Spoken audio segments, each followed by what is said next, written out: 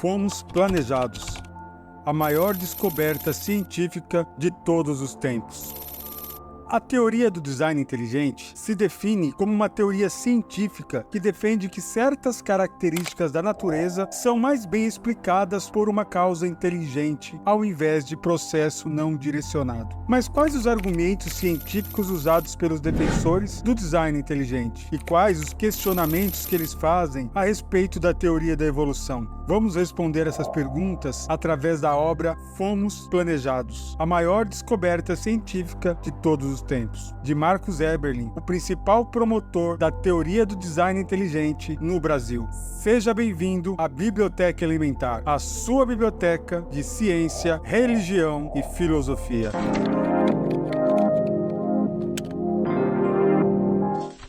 Marcus Eberlin afirma que as descobertas científicas mais recentes, principalmente em áreas como química, física, bioquímica e matemática, nos mostram a complexidade da vida e do universo. E tais descobertas mostram um ajuste extremamente fino de forças e constantes que viabilizam a existência do ser humano. Quando o assunto é a origem da vida e do universo, Eberlin observa que, tendo a obra em nossas mãos, podemos procurar assinaturas da provável causa. Para Marcus Eberlin, pedir que a teoria do design inteligente ou a teoria da evolução sejam imparciais, filosófica e teologicamente, é pedir o impossível. Por isso, não há como desclassificar a teoria do design inteligente como uma religião disfarçada de ciência só por causa de suas fortíssimas implicações filosóficas e teológicas. Se assim o fosse, teríamos então que desclassificar a teoria da evolução como ateísmo disfarçado de ciência, outra impropriedade. Para Eberlin, a teoria do design inteligente não tem sido refutada, mas cientificamente detestada. Em sua compreensão, querem nos convencer de que a ciência já encontrou a verdade absoluta sobre nossas origens. Foram as forças naturais. Acabou a conversa. Nesse sentido, Richard Dickerson proclamou: a ciência é um jogo com uma regra magna pré-definida. Devemos explicar o mundo físico e material em termos de causas físicas e materiais. Eberlin afirma que a cultura da dúvida, que sempre caracterizou a ciência, se transformou na cultura da censura e da inquisição. A única verdadeira regra da ciência deveria ser: siga os dados, aonde quer que eles o levem, independente das implicações filosóficas e teológicas. Devemos escolher com base nas evidências e na racionalidade. Marcus Eberlin afirma que os pais da ciência, como Newton, Boyle, Pascal, Faraday e tantos outros, foram favoráveis ao design inteligente. E isso não os impediu de investigar o universo e a vida. Pelo contrário, foi exatamente o pressuposto que eles tinham de que o universo foi criado com leis precisas, exatas e imutáveis por um ser inteligente que os motivou a fazer ciência. Foi também o entendimento de que somos criados à imagem e semelhança desse ser inteligente que levou os pais da ciência a confiarem na racionalidade da mente humana. Outra questão que inevitavelmente surge quando se fala sobre a teoria do design inteligente é, afinal, quem é o designer? Para essa pergunta, a teoria do design inteligente afirma não oferecer resposta. De acordo com Marcus Eberlin, a ciência não dispõe de ferramentas para identificar a origem dessa mente inteligente. E mesmo que consiga detectar mais e mais detalhes de seus mecanismos de ação, suas características e assinaturas cosmológicas, físicas, matemáticas, químicas e bioquímicas, a identidade dessa mente permanece inacessível à ciência. Segundo a teoria do design inteligente, as características da ação de uma mente inteligente podem ser detectadas pela ciência usando 3 pilares básicos. Primeiro pilar, complexidade irredutível. O pilar da complexidade irredutível afirma que há estruturas biológicas que não poderiam ter evoluído de um estado mais simples. Uma célula, por exemplo, é composta de centenas de estruturas moleculares complexas. Sem elas, a célula não funcionaria. Cada uma de suas organelas é irredutivelmente complexa. Elas não poderiam ter evoluído de um estado mais simples porque não funcionariam em um estado mais simples. Sendo inúteis, a seleção natural as descartaria. Eberlin explica esse conceito a partir da analogia de Michael Behe. De acordo com Behe, uma ratoeira costuma ter 5 partes: uma base de madeira para sustentar o dispositivo, um martelo metálico para atingir o rato, uma mola para acionar o martelo, uma lingueta para soltar a mola e uma barra metálica que prende o martelo. Sem uma dessas partes, o dispositivo é inútil, portanto, uma ratoeira é irredutivelmente complexa. Marcus Eberlin e Michael Behe citam as seguintes estruturas e reações bioquímicas como exemplos de complexidade irredutível: o flagelo bacteriano, o olho humano, a cascata de coagulação e o ciclo de Krebs. Segundo pilar, informação arbitrária. Para Marcus Eberlin, somente um agente inteligente teria capacidade de estabelecer informações tão complexas e específicas como as armazenadas em nossos DNAs. A probabilidade de que forças naturais tenham criado uma complexa sequência de aminoácidos necessária para formar uma única proteína de 150 aminoácidos, junto com toda a informação para seu funcionamento, é literalmente um enorme zero. Seu surgimento, por acaso, esgotaria todos os recursos probabilísticos de nosso universo. Para ele, a evolução, para se tornar uma teoria minimamente fundamentada, teria que explicar como esse conjunto de instruções surgiu pronto no DNA, pois seria insano propor que os códigos evoluíram. Eberlin afirma que informação provém unicamente de agentes inteligentes. Portanto, atribuir significado a um código necessariamente é um processo mental que requer escolhas arbitrárias e inteligentes.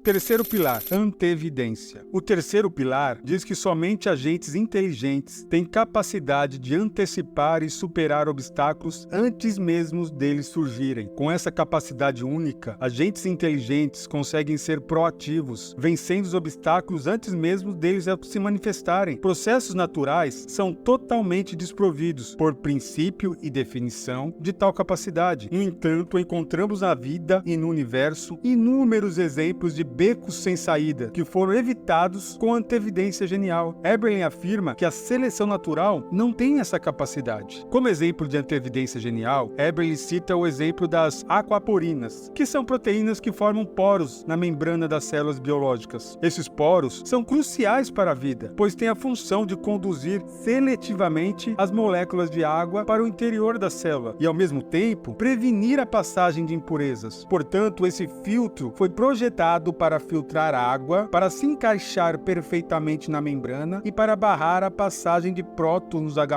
e outros venenos. As aquaporinas precisariam ser perfeitas desde o início, pois senão causariam um desastre mortal para a célula. Sem uma mente inteligente para prever e resolver de antemão os problemas que surgiriam para as células, elas não sobreviveriam.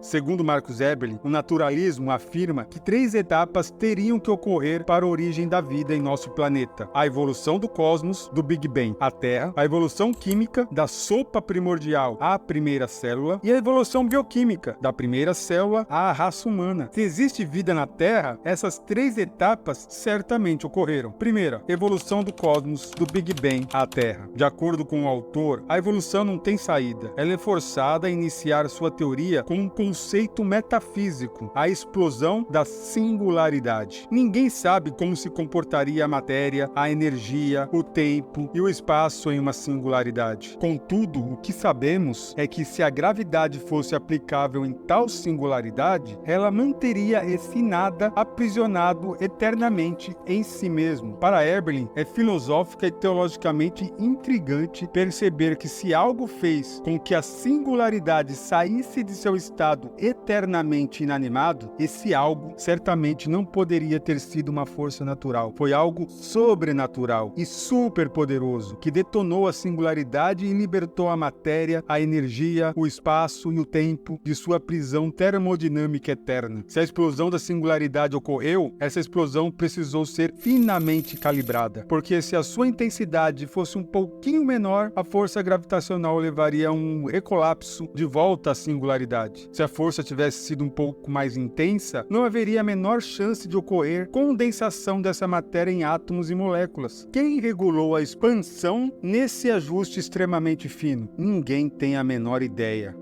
2. Evolução química, da sopa primordial ao LUCA. A vida precisava evoluir a partir da não-vida. O Luca, o nome dado ao último ancestral comum do qual todos os seres vivos descendem, para ser viável, o Luca deveria executar 3 funções essenciais. 1. Autopreservação. Sem a capacidade de se reproduzir, o Luca até poderia ter existido, mas não teria deixado descendente. 2. Autossustento. Sem a capacidade de armazenar e captar energia do exterior, novamente o Luca seria apenas uma forma passageira de vida. E 3. Automação.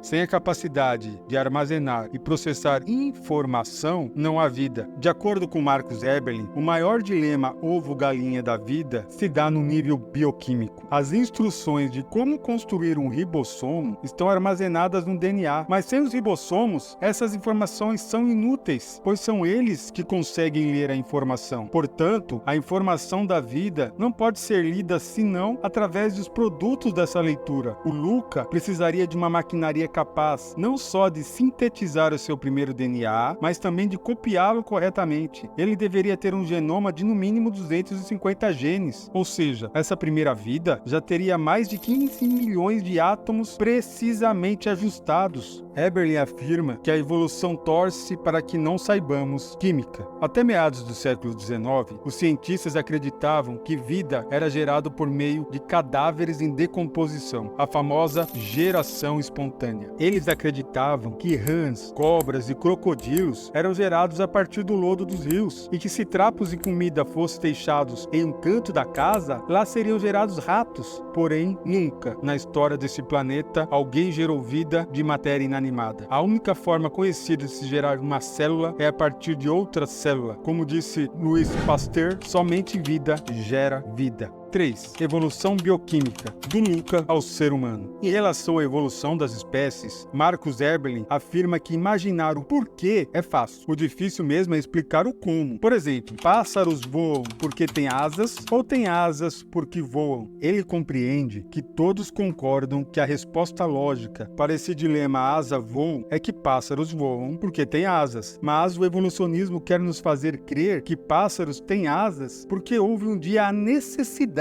de voar. Para Eberlin, as explicações de como seres sem asas se tornaram alados precisariam ser com menos retórica e mais química. Para transformar um réptil em pássaro, você precisaria reinventar as estruturas ósseas, respiratória e muscular, criar asas, penas, um sistema de lubrificação e reposicionar o centro gravitacional. Tais criaturas teriam dificuldades de equilíbrio ao andar e correr, com um pulmão incorreto, sem músculos fortes o suficiente e com ossos pesados, se tornariam então presas fáceis para os predadores ao seu redor. É por isso que Eberlin afirma que fomos planejados, e para ele essa é a maior descoberta científica de todos os tempos. Esse foi o livro de hoje. Se você deseja compreender mais sobre as origens e quer entender como os cristãos conservadores e progressistas se posicionam a esse respeito, curta, inscreva-se e compartilhe com os amigos do canal Biblioteca Elementar.